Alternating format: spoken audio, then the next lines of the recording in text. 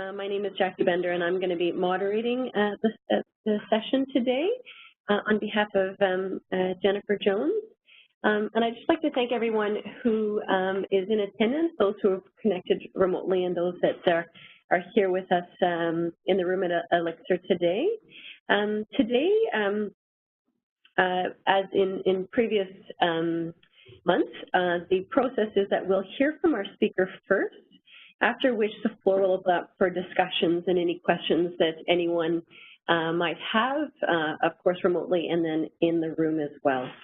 And now I'd just like to introduce our speakers. So we're very pleased today to have Dr. Linda Watson with us. Dr. Watson has been an oncology nurse in the Calgary area for over 20 years now, and she's held a variety of nursing and interdisciplinary leadership roles within the Alberta CancerControl system, and is currently the provincial lead for person-centered care integration with the provincial practices portfolio.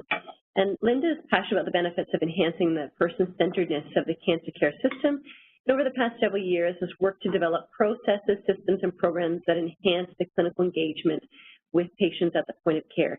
This has included a number of provincial implementation initiatives such as screening for distress, the development and implementation of a provincial cancer patient navigation program, and provincial leadership of two emerging programs, one around measuring patient-reported outcomes, and the second around improving transitions to primary care post-treatment. Lynn has also recently completed her PhD in nursing at the University of Calgary, where her program of research revolved around understanding cancer as a chronic disease. And she's currently the Vice President of the Canadian Association of Nurses in Oncology. And today, Dr. Watson will be presenting work titled Transitions Program, Improving Post-Treatment Transitions to Primary Care in Alberta. And Dr. Watson, I'll hand things over to you now. Awesome. Can everybody hear me okay? We can hear you well here. Awesome. Well, thanks for the invitation to present our work to you today. I think we're really excited to share the work that we've been doing and really want to, at the get-go, really reinforce that our work has been built upon the work that's happened in many provinces across Canada, and so in many ways we stand on the shoulders of those that have started this work before us, because we wouldn't be where we are in this program had it not been for all of the amazing efforts in the world of research into this area, as well as other programs in other provincial cancer agencies. So thank you, and looking forward to sharing our work with you. So why am I not? Okay, there. So this work was funded by the Alberta, So the overview of our talk today, so we're going to just cover who we've worked with, what's our objectives of our provincial program, what was our methodology, what model design did we come up with, and what have we done in terms of implementation and sustainability, and then we'll open it up for questions. And so this project has been funded by the Alberta CancerControl, Alberta Health Services, as well as the Cancer Foundation in Alberta, and another program called the Alberta Cancer Prevention Legacy Fund, which is funded by the Alberta government. Really, the funding streams that have come together to support this work really reinforce the importance of better collaboration between our cancer system and primary care. So who have we really worked with? So this project has been quite diverse in our engagement, and so the transition team at the top of this slide really has been the project team that was funded through the streams of funding that I just mentioned. Consists of a project manager, who is Shelley Curry, who has been part of your monthly meetings. Then we have a patient education specialist who is focused on the development of new patient self-management resources for people at this point in transition from curative intent treatment to the follow-up phase of their journey. We also have had a business analyst who's worked as part of the transitions team, who's really been able to do some in-depth work looking at our analytics within our EMR, looking at actual clinical practice around transitions and discharge and follow-up care, and what is our current activities to establish our current state with that, and that's part of our change management strategy, which we will talk about in a bit. And then the fourth member of our team has been a cancer patient survivor. You may have heard of him. His name is Mike Lang. He is an Albertan who has had a Hodgkin's lymphoma diagnosis early in his adult life, and now does a lot of work around digital storytelling, patient education, patient empowerment, and change management. And so Mike has been a consultant on our project as well, and really brought that innovative approach to how we work with patient stories to move system change forward. And then myself, my role as was in the bio, I provide strategic leadership. So this area of work is one part of my portfolio, but very much near and dear to my heart, and I work quite closely with this team to just help develop the strategic plan that has guided our work. The next circle down to the right hand is Cancer Control Alberta, which in Alberta is the division that is responsible for setting cancer standards, establishing guidelines and protocols, developing metrics, as well as delivering ambulatory cancer treatment. So in Alberta, we are not divided into two.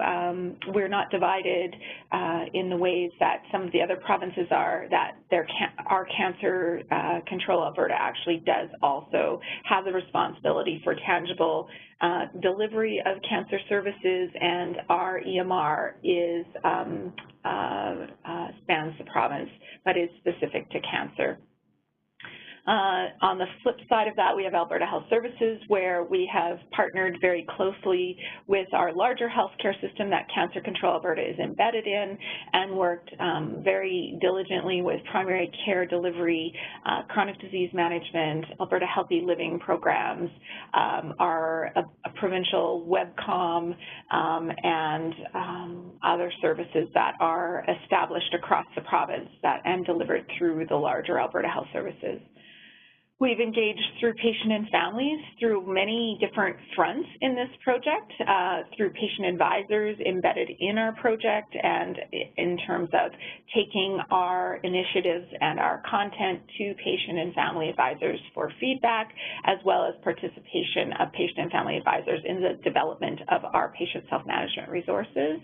We've done numerous patient engagement surveys and consultations through a variety of different means through the course of this project, which was funded to begin with in 2014, and we are now in our third year of funding. And then really have used everything that the patients and families have shared with us to really pull together all of the stakeholders that we've been working with across our different key partners.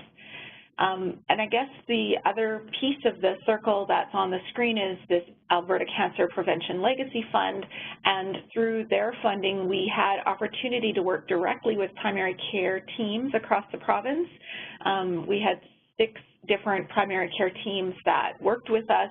We were able to work with them to gather their feedback around what works in their settings and the patients in their community settings, as well as some evaluations. And so we'll talk about all of that as we go forward. But I really felt we needed to start with that broad overview of how comprehensive our engagement and partnership has been in this work, because it's not isolated work. So what is the issue and what's at stake in terms of why have we really been embarking on this large provincial work? We in Cancer Control Alberta have some serious capacity issues in terms of, as we all know, the incidence of cancer is increasing every year and expected to double, or by 2030 we're expecting. Right now in Alberta we have just over 16,000 new diagnoses a year, and by 2030 the estimate is that we will have 28,000 new diagnoses of cancer a year. And what we also know is that we are not going to have new facilities to equal that large increase in numbers. We also know that patients are being treated for longer and longer in our current settings. You know, over the past 15 years, with the emergence of new targeted therapies, the trend towards treating patients longer is putting an incredible burden on our treatment areas and our clinical areas. And so we know we need to shift patients who can be cared for in a lower cost environment to that environment, but without some programmatic attention to how we do that well, we do run the risk of feeling like we are sending our patients into the abyss and not understanding what's going to happen or how we can facilitate the expert care and follow-up in other environments other than the cancer care system. And what we've heard from patients and families is that they often feel that they are the ones that have to connect the systems. And so because we do have fragmented communication, we have poor sharing of expertise from our system to the primary care system, patients and families are often the ones that, feel like they are responsible for sharing the plan of care with their primary care team, and that is not optimal. So the purpose of our project was to guide system evolution and integration so that Albertans who are finishing their cancer treatment receive excellent post-treatment follow-up care regardless of where their follow-up care is provided. And so in CancerControl Alberta, we have 17 care delivery facilities across the province that are under our mandate, and those facilities offer a range of services. And so part of our challenge is to ensure that wherever the care is provided, it is equitable and that people have access to the right kinds of follow-up supports.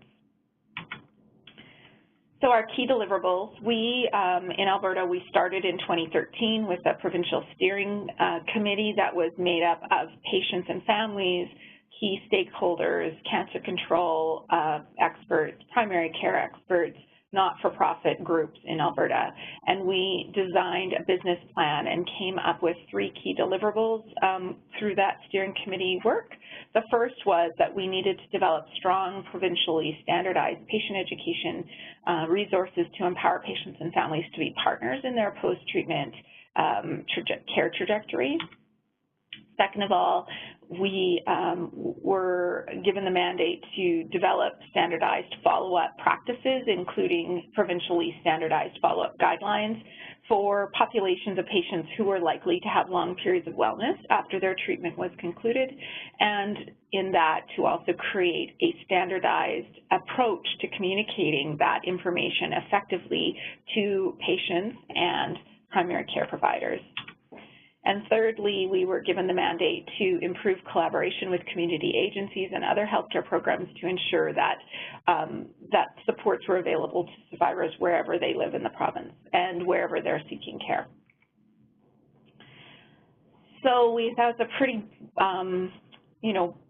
all-encompassing set of deliverables with some pretty big objectives to fill over 3 years. And so we tackled this work through a continual quality improvement model where we had to understand our current state, we had to understand where we wanted to be in our future state with improved transitions of care, improved health of people post-treatment, and reduced cost of the system, and really have focused on the work that we've been doing through 3 streams, people, process, and technology. So how can we get our people involved, who are our stakeholders, what do they need from us, and what is going to make this work of providing follow-up care more cohesive and meaningful for all stakeholders involved? What are the processes we need to develop to ensure that the knowledge is translated in appropriate ways and that people and primary care providers feel competent to deliver the care that we are expecting or asking them to deliver in the primary care environment? And how can we use our technology to better communicate across care silos?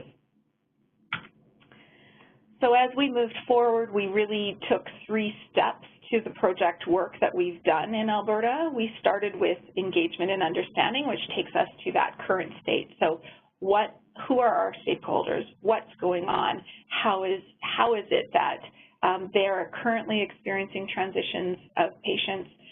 Because we transition patients all the time, and what we've heard is that there was a lot of gaps in how we're doing that. And from what we learned from all our stakeholders, we then moved into the design and develop phase, where it was trying to pull together what we've heard from all of the stakeholders and fill and design a system where we fill those gaps, and then, of course, moving into implementation and evaluation. So in our engage and understanding phase of our project, we really took a very broad stance in terms of who are we trying to engage with, and how should we be understanding the issue of transitions post-treatment. So of course we turned to the literature and the research areas for best evidence that was published around this particular piece of the cancer journey and improving how patients experience it and the outcomes they experience. We then also looked across Canada at best practices in other cancer agencies, and we have very much learned from the leaders in these areas, such as Cancer Care Manitoba, Cancer Care Ontario, and Cancer Care Nova Scotia are the three provinces that have really been very, very forthright with us and shared much of the work that they've already have in place. And not to say that other provinces haven't supported us in the same way, but those were the key provinces where they had tangible resources that really have informed our work to date. And within Alberta, we, as I said earlier, worked with cancer control experts, as well as that broader Alberta Health Services expertise around chronic disease management, and then our primary care networks. So what did we learn from these different stakeholders? Really, the very important first step is that improving transitions post-treatment starts with the creation of follow-up guidelines that are evidence-based and consensus-based across the province. So in Alberta, we have the unique, well, probably not unique, we have the experience of having two tertiary centers that have centers of excellence in different areas, and the tumor teams practices in Edmonton versus the tumor team practices in Calgary could be different, which causes us a lot of challenge when we get out to the primary care setting, because physicians, primary care doctors can get different recommendations for the same type of cancer follow-up based on where the patient has had their primary treatment. And so that was a very big message we needed to take back to our cancer care teams. We also learned that there's lots of work going on across Canada in this area, and that we are not alone in trying to target this. And really, really fundamental learning was that the motivator to improve this particular area of the journey was different across stakeholders. And the next slide will really visualize why this is so important. But what we learned that was in our cancer care system, our driver is capacity issues and the transfer of follow-up activities to primary care. That was the conversation that our specialists and our tumor teams were most interested in having with us, was really around when we transition this patient to primary care. When we talk to primary care providers across the province, their key issue or their motivator for the conversation was knowledge. They wanted to know, what is the best evidence? What are your recommendations? Who is doing what, and what should I watch for? And at what point will I take over full responsibility for follow-up? Patients were very closely aligned with primary care providers in that their key motivator for this being engaged in this conversation was around knowledge as well. What can I expect? What can I do for what symptoms? What should I watch for? How can I be a good partner in my post-treatment care? And how can I live the best life possible? And so as we put these different messages together, even when we went to the level of how can we improve it, there was a lot of similarities across the conversations between these three key stakeholder groups. But what we really unpacked was that in terms of messaging and engaging with different groups, it was very, very important for us to point out to cancer control experts that their need to focus on discharge from cancer care is important, but it isn't the only conversation that is happening in this very complex dialogue. The patients want more information at the beginning of their treatment around follow-up care. And then patients and families want more information at the point of end of treatment. So that was a key area that patients and providers were saying, regardless of who's doing follow-up, we feel we need more information at the end of treatment because they have a different, patients have a different relationship with their cancer care teams, even if the cancer care follow-up for reoccurrence is done in the cancer care system. We have a different level of responsibility in the follow-up phase because patients are more likely to come to us with their symptoms as a first step than getting straight back to the cancer care system, even if they have an appointment in 3 months or 6 months for follow-up with the cancer system for screening and surveillance for their cancer that they've been treated for. And then, of course, patients and families agreed completely that at the point at which they have no longer any follow-up appointments in cancer control, they would need more information around, okay, what do we do in this next phase? And so when we put this up as a pictograph to our cancer care experts, it actually changed the conversation and it created more openness in the cancer-specific world to see that we have a role to play in better communication around follow-up care, even if we are the team that is doing the primary follow-up for these patients. It becomes very important in the development of our model as we go forward. So the elements that emerged from all three areas were really, we needed to have provincial consensus around follow-up recommendations. So we needed to invest in the development of follow-up guidelines that are around provincial consensus that we as a group of experts in breast cancer or colorectal cancer or prostate cancer need to be making similar recommendations across the province. We need standardized tools for communicating the guidelines to primary care so that primary care providers can begin to trust that what we send them is going to be consistent, informed, and come to them in a similar way. And so a lot of our pushback from our oncologists was, well, we dictate everything primary care needs to know anyway, so why would we need to use a standardized communication tool? And so by bringing back the comments from primary care to say not all physicians dictate in a common standard way, and the level of information that's involved in a dictation may vary, that the value add of having standardized communication for guidelines to primary care and end users was quite high. That's changed the conversations in our clinical settings. The need for associated patient self-management resources that link to the guidelines that are tailored to the particular kind of cancer a patient has came out very loudly, and to understand our current practice in an effort to help support system change.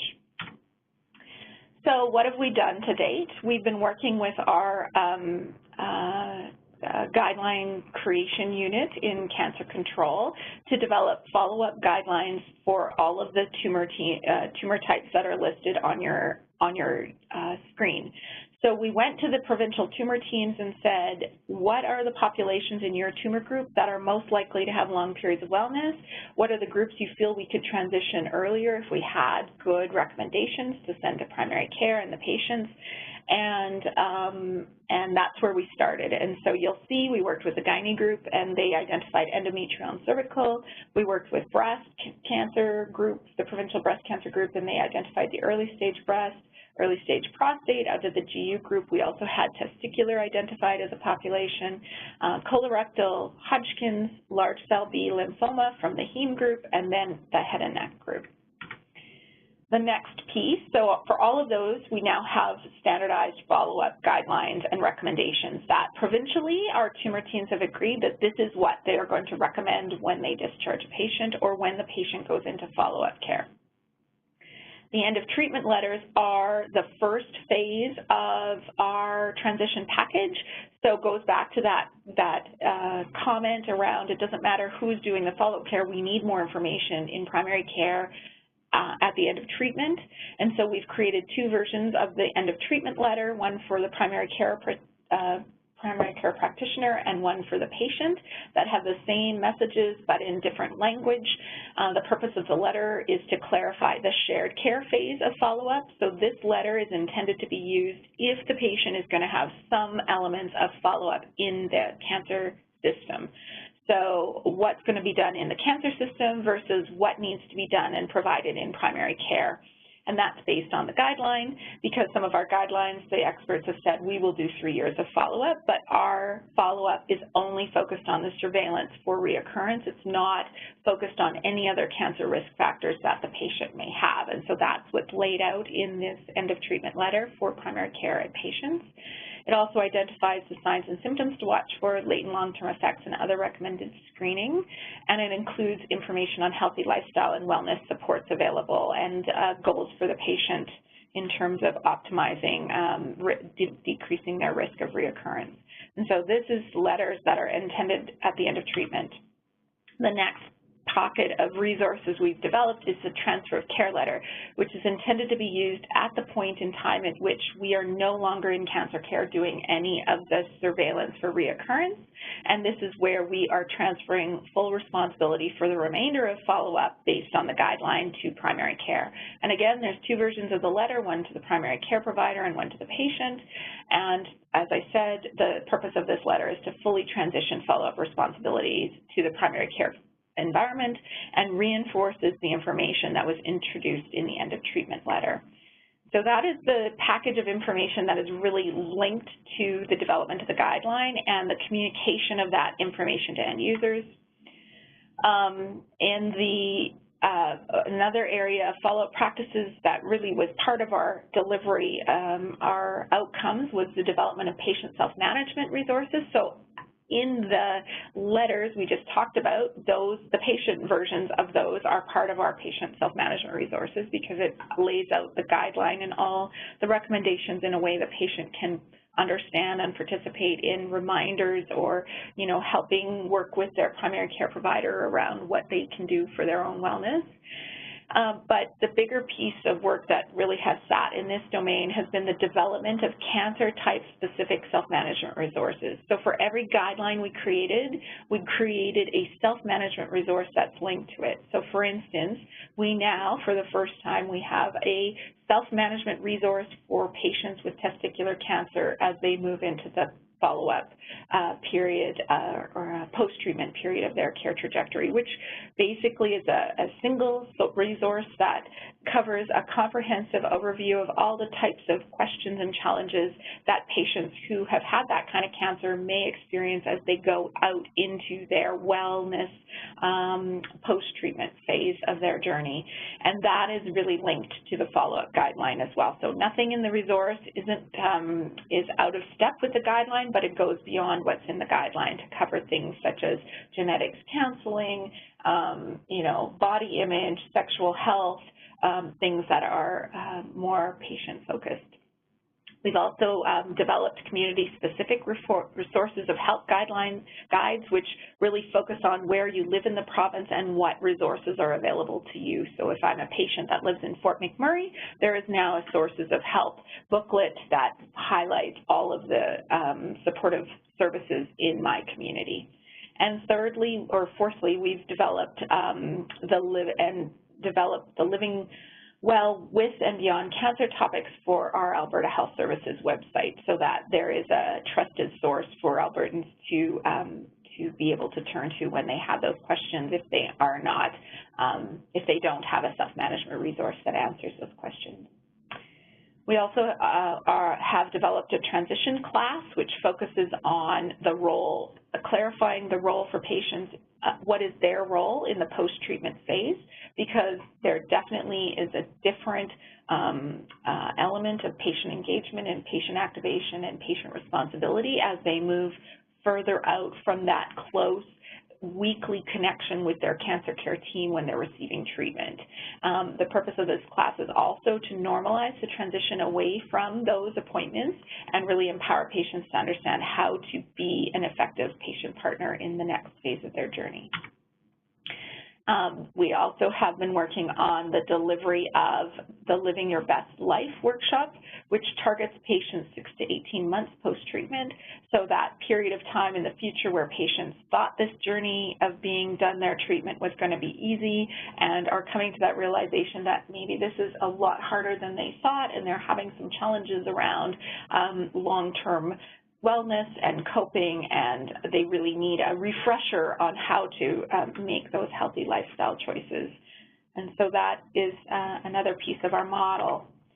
And so when we have been doing all of this work, we really have been focused very much on the development of these tools and resources, but we know that in order for these tools to actually become a way of delivering care and changing conversations and changing the integration across systems, we need to not only develop the skill set of how we have communications with our patients, conversations, how we use these tools in practice to improve the coordination between systems, but we also have to have the mindset of our clinicians to say this is a very important piece and I'm going to engage in a change in how I support my patients through transitions.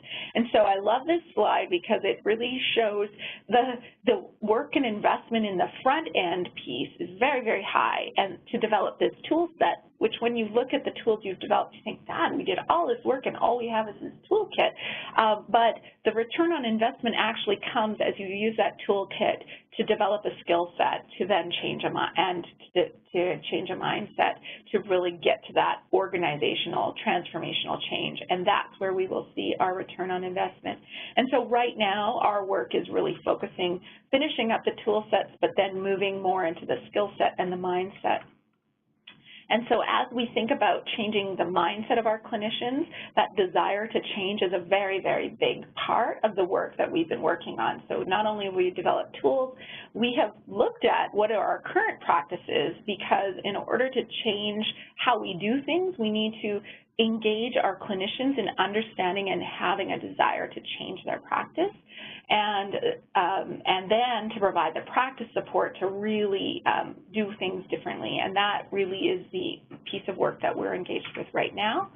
So on the screen is an example of one tumor team, one population of patients that we've looked at in terms of discharge practices in Alberta. And we have been taking this analytics data back to the clinicians to say, did you actually know this is what our practice looks like? So this is one example. It's pulled from our cancer registry data. It was 5 years of patient data from anyone who was diagnosed between 2009 and 2013. And it was looking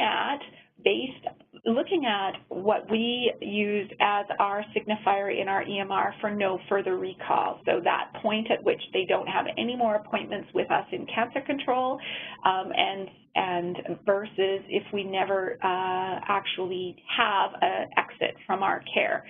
So you can see that the practice is very, very different between Edmonton and Calgary, with Calgary only discharging 40% of their prostate patients. And of course, remember, we're looking at this data retrospectively and saying these was the years they were diagnosed, but we were looking at the data up until 2015. And so these patients would have had early stage prostate cancer, would have had radiation therapy as their treatment modality, curative intent, and yet 3 years out from radiation therapy, we had 60% of the patients in Calgary that hadn't been discharged.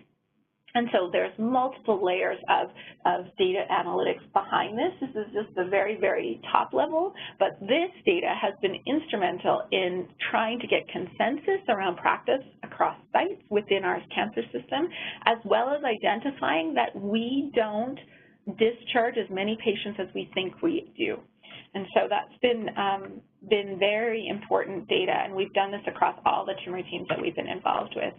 The other thing we've done is mapped follow-up practices. And so this is a very, I'm going to share with you an example of one case, one example when we went out to work with the primary care sites. We asked them for examples of patients they've received back from CancerControl and let them explain to us some of their frustrations. So this case study has come from Stettler, Alberta, which is located in central Alberta. It's a rural setting, about 115 kilometers from Red Deer, probably about 135 kilometers from Edmonton, and probably about 200 kilometers from Calgary. So it's pretty central. And in this example, this primary care physician shared with us 3 patients that had been treated in 3 different cancer care facilities, Calgary, Red Deer, and Edmonton, and highlighted the difference in the recommendations that he got. So First case, Jane Connor, change the name obviously, 59-year-old woman who lives in Stettler, diagnosed with stage 3 colorectal cancer, treated at the Cross Cancer Institute in Edmonton with 12 cycles of FOLFOX. So this patient finishes their FOLFOX cycle. From Edmonton, there is an end of treatment letter that goes to the patient and a primary care end of treatment letter. The patient letter indicates that Cross Cancer Institute will do CEA and CT scan for 3 years. Primary care is to organize a colonoscopy within 1 year of surgery, and that the patient is to present to primary care with symptoms such as change in bowel habits, blood and stool, new pain, weight loss, appetite.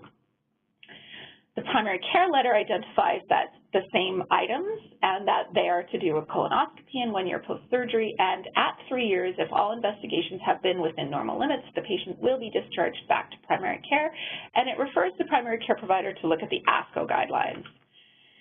3 years later, that patient would end the follow-up at the CCI if there was no issues. There would be an NFR, that no further recall, and at that point, there would be a primary care end of surveillance letter that is generated that says the surveillance for colorectal cancer is complete, and to continue to arrange colonoscopies every 3 to 5 years unless otherwise advised by a surgeon.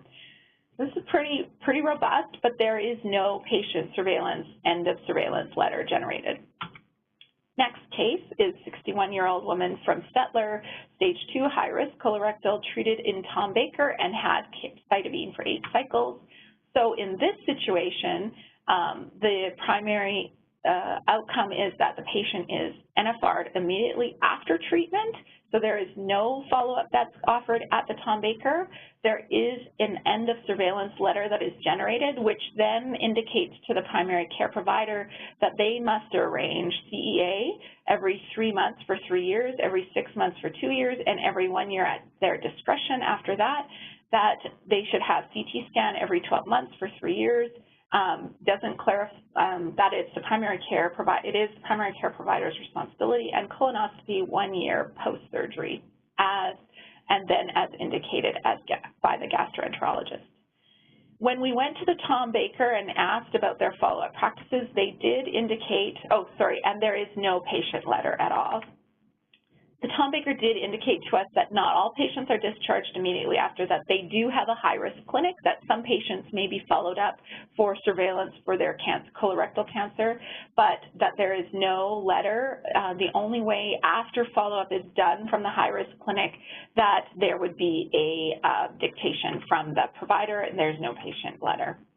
The third example in Stettler is this woman who was treated for stage 3 colorectal at the Central Alberta Cancer Center, which is in Red Deer, and that patient got CAPOX for 8 cycles. And in this situation, there actually is 2 practices that happen. They either could be NFR'd right after treatment, and they may be informed by the letter structures from CCI, or they could be offered follow-up within the CCA Red Deer, and at that point there's no standard approach to how they communicate with primary care or how long the follow-up is, and then they're be NFR'd. And that the key region, in the regional sites, generally they ask the surgeon to complete the colonoscopy, whereas the Edmonton and Calgary ask primary care to arrange it. So a lot of difference. And when we started collecting this kind of information, taking it back to our cancer care teams and said, really, you understand how difficult it is as a general practitioner to understand what should I be doing if every patient coming back to us, even with similar diagnoses, is having different recommendations. And this has been a key change, system change, thinking change for our clinicians in these tumor groups to actually see how crazy-making their practice of being so site-specific and different practices across the province in the cancer world, how troublesome that is. So what we've come up with is a model, a transition model, which we are taking forward and have presented across all the tumor teams, and we're recommending that this be the model that we take with all of our cancer patients. So when someone finishes treatment, obviously we need a follow-up guideline that is has provincial consensus and that our practitioners in CancerControl are going to follow. patient would be booked into a transition class, which we explained earlier. The clinician would have two choices. They would either say, am I going to be doing, or is cancer care going to be doing some elements of follow-up for reoccurrence? If so, the patient would be slotted into the shared care stream. If not, if we're not going to do anything, we would be transitioning directly to primary care. Either way, the patient would receive the self-management resource and they would receive their letter. If the patient is in the shared follow-up phase, the letter would be the end of treatment letter for the patient, and the primary care provider would also receive the end of treatment letter. These letters would identify what CCA would do in terms of surveillance for reoccurrence, and very, very clear understanding that we are only looking for reoccurrence of the treatment cancer they've been treated for. Primary care will do the other cancer symptom screening and wellness management. At some point, we would do an NFR, so at what point that patient has reached a place where we are comfortable that they are at a low enough risk that they can be transitioned back. And at that point, we would generate the transfer of care letter to the patient and the provider. If the patient is on the other trajectory where they're transitioned directly to primary care, we do the NFR right after treatment. The patient receives their transfer of care letter, and the primary care provider receives the transfer of care letter. You will notice that the transfer of care letter at the end of shared care and the transfer of care letter at the direct transition are the same letters. We just contextualize what year of follow-up that patient is on in terms of the guideline. And that in the future, the patient is invited to attend a Living Your Best Life event at 6 to 18 months post-treatment. And so this is the model we have been working towards. We've developed all the tool sets, and we are moving into implementation, and there's been broad support across all tumor teams we've been working with that this model makes sense, that it is practical and is feasible. And primary care also really has endorsed that this is what they would like to see as well. So where are we at? Our skill set mindset is definitely where the focus of our work is now. We're moving into implementation where we are working on what is the skills you need to do to generate these letters as physicians, who in your team is going to generate it, who's going to order the self-management resources, who's going to hand it to the patient, how is all of those pieces going. So we will work clinic by clinic with our quality improvement teams to do that. And as we do that, we will be reinforcing through all of this work with the mindset around patient stories, around the data, around the changes that we're making, and that is where we're going to see our biggest return on investment. How does this all compare? In comparison, nationally, there's been a lot of work done through the CAN Impact project that was funded by CHR and highlights the challenges of implementing such comprehensive changes in cancer care. So what they reported was that there's suboptimal level of primary care engagement in the improvement of transitions to primary care, poor electronic systems that hinder communication and information transfer between primary care providers and oncology specialists, and lack of evaluation protocols that make it difficult to assess initiatives' effect on all stakeholders. And so these are all things that we've been cautiously integrating and thinking about integrating solutions for as we've worked in our work. So I think that we are on the right track. And in terms of other data around implementation, sustainability, and evaluation, the top 6 ways to improve your project success is to include end users in the design. So the biggest shift towards this all has been pointing out that the end users of follow-up care guidelines are patients and primary care providers. They are not our oncologists, and we need to design with the end user in goal. It's been huge. Align our work with organizational goals. So this work aligns well with the cancer Choosing Wisely, National Choosing Wisely Oncology, as well as our Alberta strategy for cancer, the cancer plan in Alberta. Understand resources required to implement, so very much focused on understanding how do we develop that skill set. So we've built that in and we've integrated that into our provincial structures. The workload, making sure that we were not creating a more complicated process than needed to be, and that if our clinicians use the tools we've provided, their workload will actually be easier because they won't need to dictate the same thing all the time on these patients. They will be able to use these templated resources. keep it simple. If it's over complex, it won't be sustained. I think we've really tried to do that as well. And efficiency. So by working with the baseline analytics and creating a metrics as we go forward, we will be able to see the impact on how we are transitioning patients, because all of the letters that are going to be generated now can be tracked. And so we'll be in a much better place to actually understand how effective we are at following our own recommendations. So that's the end of our this presentation. I'd be happy to open it up to questions, comments.